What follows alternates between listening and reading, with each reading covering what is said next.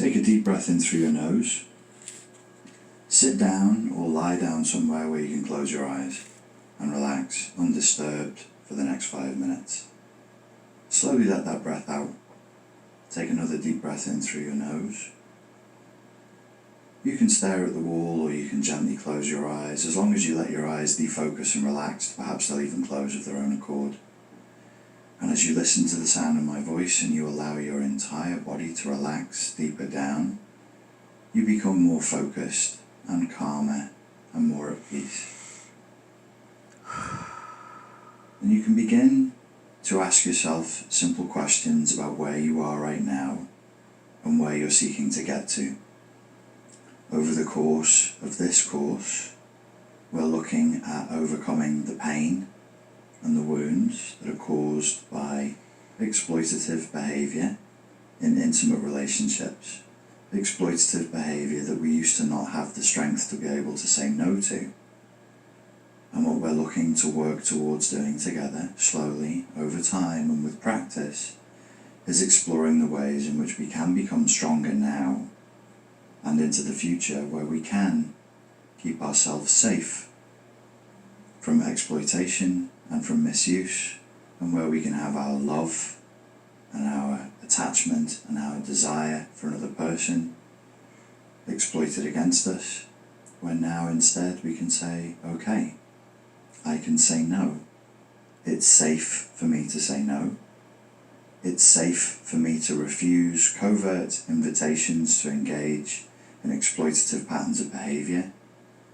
It is completely safe and necessary for me to put myself first and to take care of myself, because I cannot take care of other people unless I'm effectively taking care of my own self first. This is important and this is necessary because this is my life and I only have one life to live. Noticing without judgment that there are places where we tend to fawn, which means that we submit, which means that we become neurotically hyper-agreeable and we say yes to things we shouldn't say yes to. We don't have to judge it, we only have to become aware of it.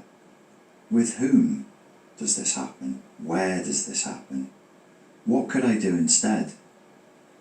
Could I learn instead in these most vulnerable parts of myself to grow a new sense of strength that gives me the ability to avoid such situations altogether with wisdom, seeing them before they unfold, preemptively moving away from them, or when we are in these situations having the strength to say, no thank you, I would rather not do that. It is not good for me, and I don't do things that are not good for me. I sometimes put myself first, and I like to live my life as though this is not a rehearsal, and this is the only life I have, and that I'm responsible for what I do with my time, my attention, my resources, and my love. Ask yourself the question, do you have the right to pass judgment on other people's behaviour as being exploitative? I would suggest that you do. Is it necessary that you're able to assess and judge that some behaviour in other people is bad and unacceptable to you based on your values? Remembering that you are allowed to set your own level. You are an adult. You can set the standards by which you live, and you can set the standards of the people you choose to associate with. When we are feeling strong feelings of guilt and shame, and they push us to overgiving, it is not the overgiving that is the problem. The overgiving is a symptom of the problem. The cause is the emotion. When I am inviting you, so gently and yet so repetitively, to work on reducing your emotional flashbacks, I know that if you're having strong, uncontrollable feelings of guilt and shame, the only way to moderate those feelings of guilt and shame will be through the neurotic addiction to overgiving. So now, imagine your life if you didn't feel that guilt and shame. Imagine it was reduced. Imagine you began to detach from such feelings of guilt and shame. Imagine what it would be like if when those feelings of guilt and shame came up, they were reduced, you disassociated and detached from them. You were able to say, this is an emotional flashback. These are not authentic feelings that I'm having in the moment. Your emotional literacy work will teach you how to distinguish between the two. And I don't have to act on this impulse. I have a strong impulse inside of myself now to overgive and give myself away. The guilt and shame is there, but I'm not going to do it this time. There are times where you will want to give, and it is okay for you to give, but you are in control of those times, and when the situation is right, you get to determine your own philosophical, ethical system of when it is right for you to give, with whom and how much. You must now grant yourself the permission to be an adult and to make rational decisions in your own best interests. Repeat after me. I am now granting myself the permission to be an adult and to make rational decisions in my own best interests. You must also be permitted to put yourself first sometimes. So repeat after me. I'm granting myself the permission to put myself first. There are things that stop you from being your authentic self. You are now growing in awareness of them. There are people, there are situations, there are scenarios that actually put a stop on you just being the most authentic version of yourself that you can be. And you're becoming more and more aware of them every day.